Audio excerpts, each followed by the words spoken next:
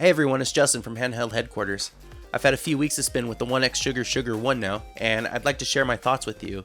And we're going to take a look at it, do a bit of a deep dive, and see if it really is worth all the money it costs, and if it's a pickup that you should think about.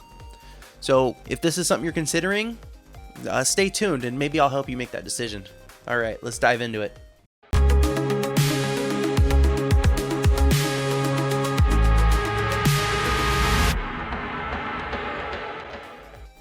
Before we start talking about this thing, let's get the specs out of the way.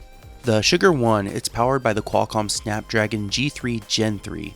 It's got an Adreno A32 GPU, 16GB of RAM with 512GB of storage. It's got a micro SD slot, a 6-inch OLED screen on top, that's 2160 by 1080, and a 3.92 OLED screen on bottom, 1240 by 1080, both running at 60 Hz. It runs on Android 14. It's got a 5600 mAh battery, charges at 45 watts, got the Hall effect joysticks. It's all in a unibody aluminum frame surrounded by a plastic shell. So I want to start out by just talking about what caught my eye and made me want to purchase the $600 device. When I first saw the trailer, they knew what they were doing. They put the thing in space, looks like a spaceship, folds out, blows my mind, and I'm just picturing, I don't know, Spaceballs 1, right? Flying through the sky, flying through space. But it's an emulator handheld. So I had to have my hands on it. They got me. Apparently I was the demographic, and I'm just gonna leave it at that. If there's a couple questions you may be asking yourself, like, does this have the raw power to just plow through everything I throw at it?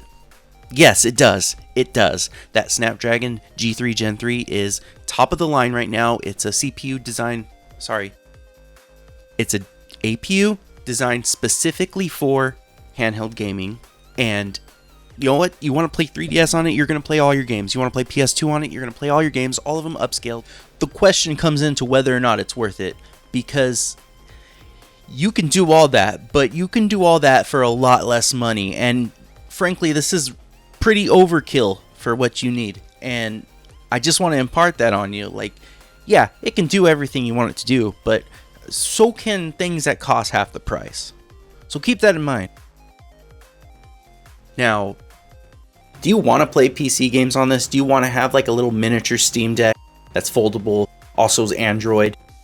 That's in the cards now with applications like Game Hub Lite, Game Native, Win Later. We can do that. The problem here still, and I'm going to keep coming back to this the whole video, problem here, this costs more than a Steam Deck. It's not a logical purchase. I'll say that. It's not a logical purchase, but it's pretty cool. And I'll show you what is cool about it, but I'm also going to show you quite a few things that are not so cool. So let's keep going and let's see what's... The main gimmick with the OneXSugar Sugar 1, obviously, is the fact that it is the world's first dual screen transforming handheld, right? That's true. And there are sacrifices they've made, but we'll get to that. For now, let's check out the forms. They show 4 forms being available with this thing. The first form is the candy bar style, you know, your standard horizontal form factor. From there, we can go to the meat and potatoes here, and that is the horizontal dual screen. This is obviously going to be great for your 3DS and is probably what most people want to use it as. I would also say another very functional form factor is here.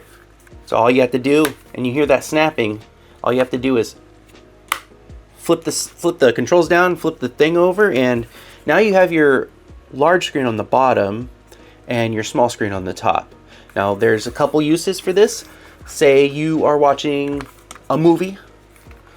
Movies are all widescreen these days. You could have that on the bottom and play your Game Boy games on the top. Also, if you're playing another system that is typically widescreen, you can be playing that on the bottom and use the top as your walkthrough or your game facts or Reddit, whatever. Essentially, this is a good multitasking form factor, not necessarily just for 3DS, but for anything. And from there, the final form, it's not the final form as they say it, but it's the final one, this is probably going to be the final time you see it. This form factor. Now, all this is the controllers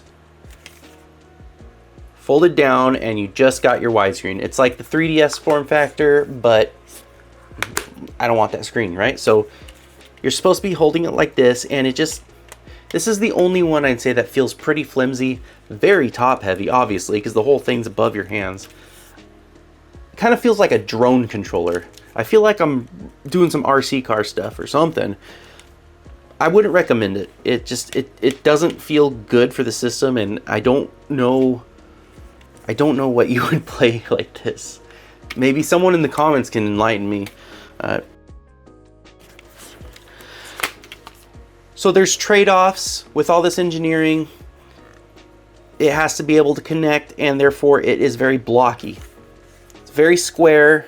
It's not ergonomic, really. I mean, you can grip here, but the solution that OneXPlayer has for that is they've got some grips. Now, I was just looking on their website, and I don't see how to purchase these anymore.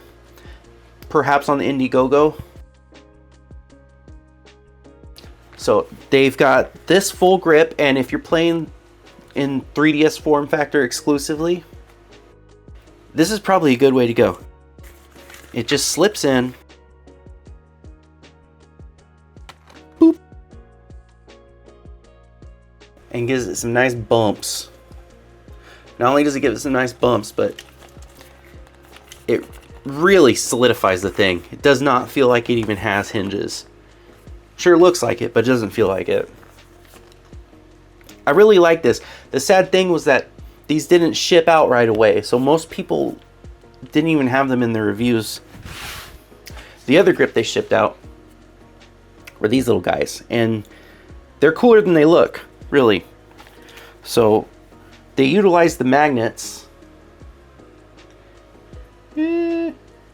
and they just snap on, and they don't move. They feel great. And so you can have it like this. What's cool about these is that they're functional in the horizontal form factor.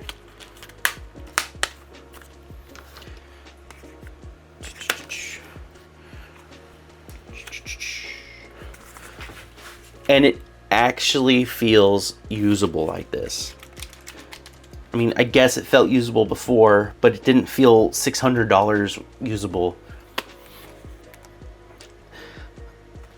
That all being said, if you can even purchase these now, if it takes that to make this feel playable, that's probably a bad mark, you know? But I will give it to them. It does feel good to play. But yeah, speaking of play, let's look at some footage and see how it plays, huh? So I want to start out by testing some PS2 emulation with, this is Nether SX2. ARM SX2 is out now, and I'm not sure how the performance is there, but for now, let's just look at this. We are running on Vulkan backend for the renderer, and this is playing upscaled 3x. I have it on nearest neighbor, so the pixels are clean and not blurred out. It's running on 16:9 mode with widescreen hacks available, although this game does play in widescreen anyway, so that's not a big deal. Other than that, I've kind of just letting it do its own thing. And Dragon Quest VIII isn't really a hard game to emulate, but it sure looks good on here, does it not?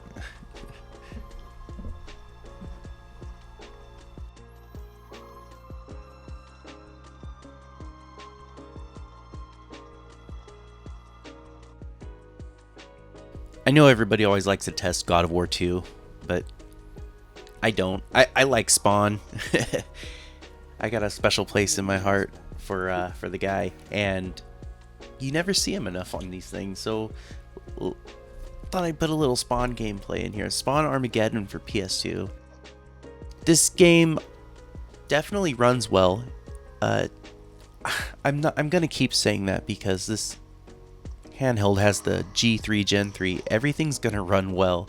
Upscaled 3x for PS2, and hey, this is a good one. It's a fun one if you haven't played it. I can't really say much as far as performance goes. It plays. I didn't go too far, as you see. I just ran through the beginning, but I don't see any issues here. This is necroplasm. It generates your necroplasm. This is a health orb. It regenerates your health. This is a soul. Ammo. So they also added functionality in with the Sugar1 console. If you hit that button with the heart on it and you go to display, there's some preset bezel overlays you can place on your game to fill in that black spot on the side of the screen. 3x2 in this case for Advance Wars on Game Boy Advance, and it's alright. It fills up the spot, but you got to remember to turn it off because it's hard coded on there and it's going to cover your screen when you exit the game. If you want bezels and you don't feel like dealing with all that junk and like RetroArch settings, that's a nice alternative, I suppose. Got the D-pad on. And I died. So this is a great Super Mario World ROM hack. It's called A Plumber for All Seasons. Highly recommended. Now, I'm not the best at Super Mario World, but I'm telling you right now, this D-pad is not doing me any favors. Just keep that in mind.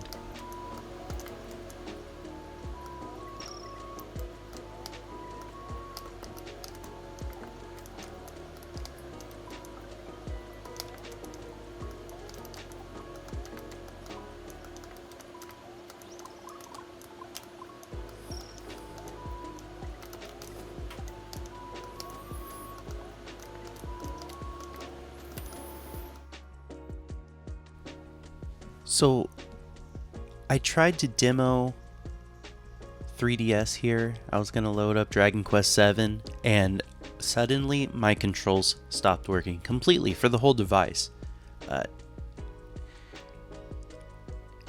This has happened before once, and I reset it and it was fine, but just so you know, I didn't do anything weird. I just stopped playing one game, went to another, and the controller stopped working. So I had to reboot the whole thing.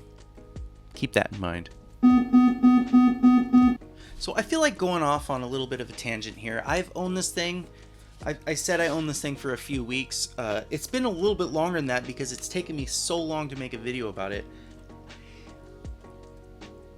I spent a lot of money on this. You know, $600. I don't get these items for free from anybody. I don't get review units. I don't have any relationship whatsoever with any of these companies, right? I just am a guy with ADHD that loves to collect this stuff, and I spend my free time sharing it with you. So this thing, $600, $600 to $700 plus $90 tariff fees, mind you. And it has power and it does things well, and the only thing I get enjoyment playing on this is 3DS, the thing it's designed for, right? It plays Wii U a little bit, it plays PlayStation 2 just fine, but if you think about it, for the amount of money you pay for this thing, you are...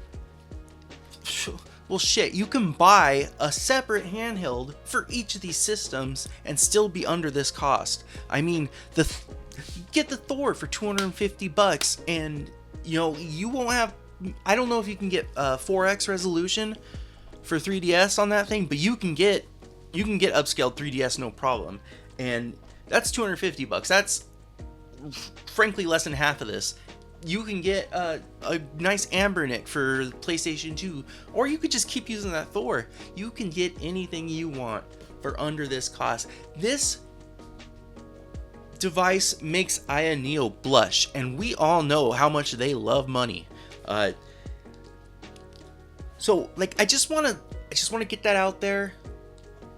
I think this is so cool, and I think it's so crappy that it's just tarnished by the amount of money they need for it. And I understand that engineering costs exist, and I understand we need things to be on, like, come out that are bleeding edge. That way technology improves in the future. We don't want to just get the same bland thing every year, right?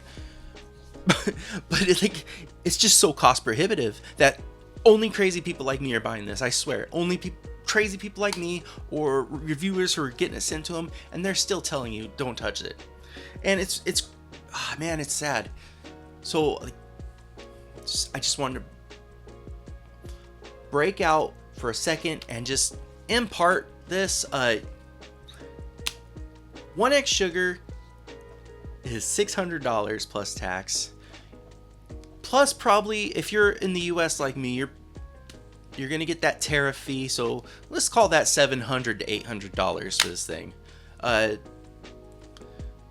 Wouldn't you rather? Where is it? Like, I have it here. Wouldn't you rather get something like this for essentially half or less the price, with all the functionality plus some, more comfort, more usability, and better software? That's all I'm saying. So if you're thinking about getting this, I want to advise against it, but I can't stop you, so I'll leave a link down below for their page. I've got battery tests. I'm not sure if I even want to put the battery test in it. It's got great battery life. I mean, we were hitting 8 hours almost on PS2, but no one can hold this thing for 8 hours, so I guess that's fine, right? Anyways, this has been Handheld Headquarters. If you haven't figured it out yet, I'm probably going to be coming back to you real soon with a review on the AIM Thor here. And I can already tell you I'm going to be much more upbeat about it, and I try to smile a lot, but this thing has kind of drained the life out of me a little bit, and I can't beat around the bush about that anymore. So I hope you found this video informative. I hope you found it helpful, and I hope my take on it has given you something that you haven't gotten from everybody else. I'm trying to be more real about it. If that's worth anything to you, give me a subscribe and a like if you can, and I'll catch you in the next video. Anyways, y'all take care. Stay safe.